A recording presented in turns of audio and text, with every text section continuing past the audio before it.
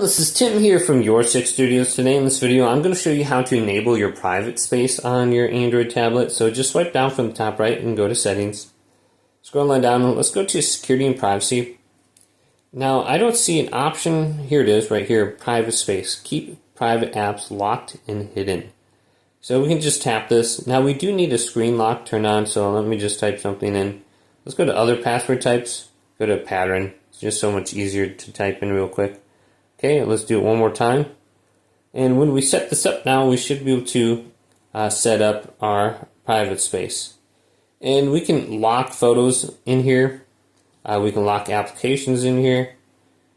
And we should be good to go. Let's go to setup. Now setting up the private space.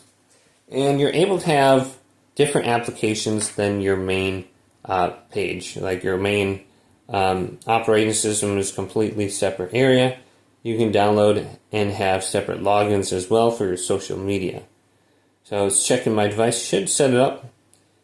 And it's saying, are you an adult? I'm an adult, okay. And it usually doesn't take this long to set it up. Then we can skip our login. We can skip this if you don't want to have your account logged in yet. We can choose the new lock or use the current screen lock.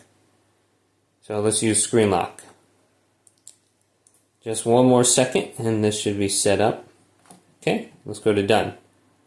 Scroll down for the private space so you can find it right here at the bottom, so it's not really hidden. Now we just have to type this in, and then here are my different applications on here.